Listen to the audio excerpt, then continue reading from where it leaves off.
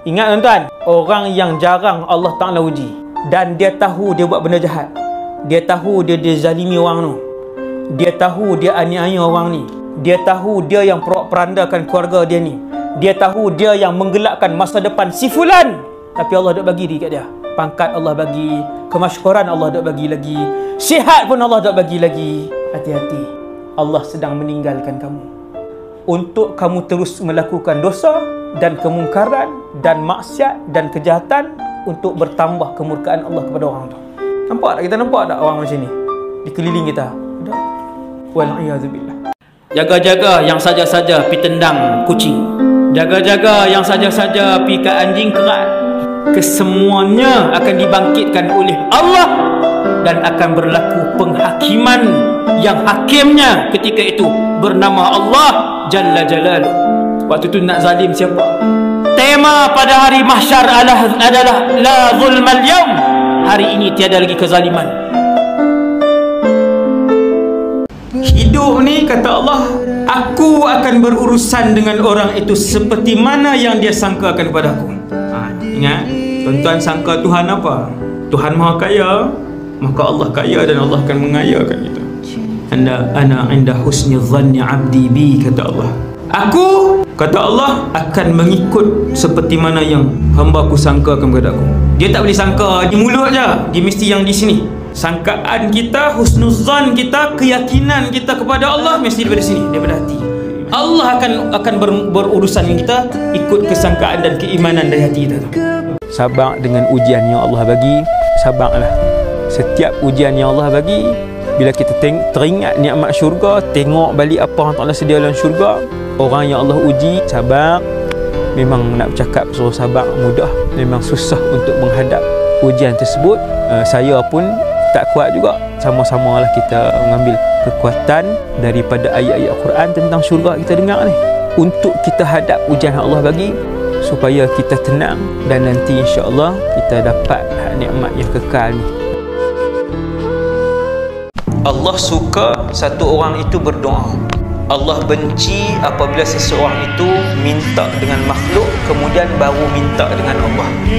Allah suka satu orang itu bila dia ada permintaan walaupun sebutir garam. Ni saya sebut tuan ni, perkataan ulama ni. Walaupun hajat dan permintaan itu sebutir garam, Allah suka untuk orang itu melafazkan permintaan itu terlebih dahulu kepada Allah, kemudian baru cari makhluk. Ketika mana manusia rimas dengan permintaan yang banyak, Allah Subhanahu Wa Taala suka ketika mana seseorang itu banyak permintaan kepada Allah. Akhirnya sampai di mahsyar. Tuan yang dirahmati Allah, bila sampai di mahsyar, tengok di depan kita nampak benda. Maksudnya nampak border. Ada, sekali saya sebut benda apa kita nampak. Bila semua penduduk mahsyar pandang kanan, tuan-tuan, berapa juta bilion makhluk di mahsyar. Ada jutaan bilion makhluk di mahsyar. Orang, jin, syaitan, binatang. Malaikat mana? Malaikat semua di atas. Wa jaa rabbuka wal malaku saffan saffa. Tu ayat mahsyar lah tu. 49 tahun dah baca. Malam ni baru tahu. Duk baca ayat tu, juzuk Ammah. Waji'a yawma idzim bi jahannam. Satu orang dipanggil, kemudian ditimbang. Bila habis timbang tuan, Allah akan umumkan lelaki ini telah habis ditimbang semua amalan ibadat dan dosa dia. Siapa yang nak tuntut kepada dia sesuatu, ini sakit. Yang ni cukup sakit punya. Kata Ibnu Abbas, sehingga kan ada orang yang datang di kalangan yang berpuluh ribu yang datang di belakang yang nak tuntut. Puluh ribu tuan yang datang nak tuntut. Salah seorang datang tu, bila orang tak tanya apa yang kamu nak tuntut, saya pernah berselisih dengan dia. Tak kenal pun, tak kenal. Berselisih sekali je semua hidup. Saya senyum kepada dia, dia tak membalas senyuman. Dia tak muka. Hari ni saya nak tuntut daripada dia senyuman. Kalau senyum dituntut, hutang RM10, turun. Maka ramai yang datang, ramai. Kawan kepada kawan ni diceritakan oleh Rasulullah, mereka duduk dalam syurga 4-5 orang ataupun beberapa orang lah. Mereka pun sembang-sembang kata, mana pi Fulan bin Fulan? Fulan bin Fulan sebut kawan, tak nampak pun. Mereka sungguh tak nampak. Berapa lama dah kita duduk ni tak nampak. Lalu mereka pun pergi ke neraka, mendapati kawan baik mereka yang dulunya puasa sekali, sunat, yang dulunya pi kuliah sekali, yang dulunya buat benda baik sekali.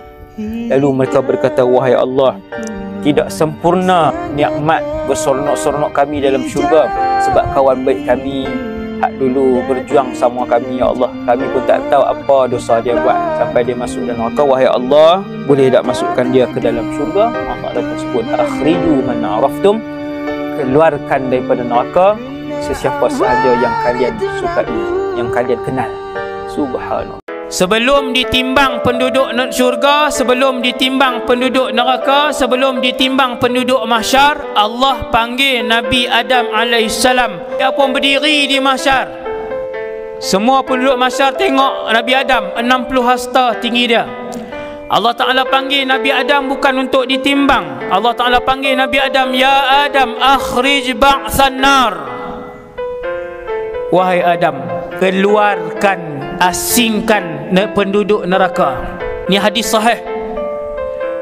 Lalu kata Nabi SAW, Nabi Adam pun asingkan. Daripada 1000 orang, setiap 1000 orang satu ahli syurga. Pada 1000 orang, Nabi Adam pun ambil seorang. Siapa seorang tu? Dia saja ahli syurga. Yang itulah nisbah ahli syurga. Kalau ada perasaan dengki dan hasad, buang. Tiap-tiap hari buang. Antara cara untuk buang dengki dan hasad ini ialah kena bagi tahu kat nafsu kita bahawasanya kelebihan yang ada kat orang lain itu adalah atas urusan dan arahan Allah Subhanahu Wa Taala. Tuhan yang tetap. Bukan sebab dia cerdik, dia berniaga, dia kaya. Bukan sebab dia cikgu, mak isteri dia cikgu, anak-anak dia cerdik. Bukan. Tetapi disebabkan Allah yang bagi. Bila kita selalu bagi tahu nafsu dan diri kita, maka kita takkan dengki dan dendam dengan orang lain. Kena buang. Sebab bila hasad ni dia jadi selapis, dia akan jadi 2 lapis, dia jadi 80 lapis. Dia tak tengok dah yang tu adik-beradik dia ataupun siapa pun yang dia kenal. Sekalipun yang tu guru dia, bila dia dah hasad dan dendam, dia akan buat apa saja yang dia boleh buat. Bahaya. Hasad dan dendam ini memadamkan kebenaran. Dan penyakit itulah yang pertama sekali membuatkan iblis daripada ketua ahli syurga menjadi ketua ahli neraka. Kadang bila orang yang tak berapa soleh ni meninggal, kita tengok pada hari dia meninggal, ramai kawan-kawan 30-40 orang, tapi semua berantai bergelang. Yang seluar pendek pun ada mai, hasbunallah wa ni'mal wakil, Melayu Islam. Tapi Allah Ta'ala nak tunjuk sepanjang perjalanan kehidupan dia, itulah kawan-kawan dia. Mereka ni lah yang mai. Bila jenazah dibawa masuk dalam masjid, seorang pun kawan-kawan hak bergelang berantai ni tak masuk dalam masjid. Tunggu di luar ya. Hak pegang isap rokok, hak pegang handphone saja mai sebab kawan mati. Banyak kan orang soleh, kawan-kawan di kalangan orang soleh. Dan beberapa hari sebelum Dajjal muncul, fitnah pertama yang akan berlaku kepada seluruh umat Nabi Muhammad ialah ahlas. Fitnah ahlas itu ialah, kata Rasulullah, akan berlaku dalam umat aku paling banyak sekali ialah pembunuhan ahli keluarga, hilangnya ahli keluarga disebabkan mati, dan hilangnya harta. Tu jadi suasana macam mana tu? Bila Nabi sebut fitnah beberapa hari sebelum Dajjal muncul ini, fitnah ahlas ini, Nabi sebut ahlas, maka sahabat bertanya, ya Rasulullah, benar apa ahlas? Nabi pun sebut harabun wa harbun, iaitu orang akan jadi lari di antara satu sama lain. Dan ketika itu juga mereka saling berbunuh sehingga hilang ahli keluarga, mati ahli keluarga. Cuma nak bagi tahu, fitnah ahlas ini fitnah yang waktu tu satu muka bumi ni tuan-tuan akan kena fitnah ni.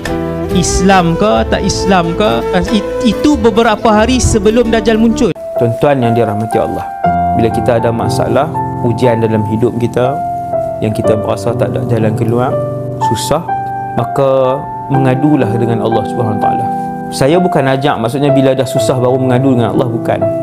Setiap kali kita ada permintaan dan hajat, maka mohonlah dengan Allah. Sekecil apapun masalah yang kita ada, mohonlah dengan Allah. Bukan bila tunggu banyak, bila tunggu hujan banyak, bukan begitu. Ucapan ahli-ahli syurga nanti tuan-tuan semua perkataan yang baik. tak ada tipu orang, tak ada sakitkan hati orang, tak ada sebab aib orang. Di dalam syurga tak ada semua tu. Maka dengan sebab tu, hanya orang yang berakhlak baik saja yang layak mempunyai syarat, melepasi satu syarat yang besar untuk menjadi ahli syurga selain daripada syarat iman dan amal soleh. Semua orang boleh masuk syurga. Dia kerja tukang kebun, dia meninggal pangkat sarjan, dia cikgu, dia doktor, dia meniaga cendol. Semua orang boleh masuk syurga ketika mana keseluruhan kehidupan dia untuk Allah Subhanahu Wa Taala. Ciri kedua ahli syurga, apabila dia hidup di atas muka bumi Allah, mulutnya tak bercakap kosong, mulutnya tidak mengumpat orang, mulutnya tidak mencerca dan menghina orang. Allah Ta'ala kata, mulut ahli syurga ni semua cakap benda-benda baik saja. Cuba muhasabah tengok, banyak tak kata ke orang, banyak tak sebut aib orang, banyak tak hina orang. Orang tu susah, orang tu miskin, orang tu bodoh. Banyak tak kita hina orang? Mulut kita hari-hari. Kita renung sehari, renung balik dalam tiap-tiap hari 24 jam. Alhamdulillah, hari ni tak ngumpat siapa. InsyaAllah ahli syurga. Kena cari yang berakhlak. Sebab akhlak baik, perangai elok ni dia tunjang dalam syurga. Sehingga tak ada orang yang akhlak buruk yang boleh masuk syurga. Tak ada. Orang miskin boleh masuk syurga, orang kaya boleh masuk syurga. Orang berpangkat boleh masuk syurga, orang tak ada pangkat boleh masuk syurga. Orang terkenal ahli syurga, orang tak terkenal pun ahli syurga. Tapi orang tak ada akhlak, dia tak ada tempat dalam syurga. Sebab dalam syurga semua orang yang berakhlak, itu yang seronok tu. Kita sangat merindukan syurga sebab tak ada orang nak pergi sakit hati orang lain, tak ada orang nak ambil hak orang lain, dan takkan ada orang yang nak dendam dan dengki dengan orang lain. Tiada, dalam syurga tak ada. Tiap-tiap doa yang terdetik itu tuan-tuan, kalau tuan-tuan boleh nampak, saya pun tak nampak, kalau tuan-tuan boleh nampak, tuan-tuan akan tengok dia akan keluar daripada sini sampai ke atas, sampailah langit pertama dan sampai ke langit yang ketujuh, sekiranya doa itu diterima oleh Allah Subhanahu Wa Taala. Macam mana ustaz untuk sampai itu macam mana? Mengikut kekuatan ikhlas doa dan amalan itu. Maka berdoalah kerana Allah, sembahlah Allah kerana Allah, berzikirlah kerana Allah, bersedekahlah kerana Allah, jihadlah kerana Allah, bercakaplah kerana Allah, berjalanlah kerana Allah. Tiga itu, amal itu akan diterima oleh Allah Subhanahu Wa Taala. Tuan-tuan jangan selit yang dunia punya niat.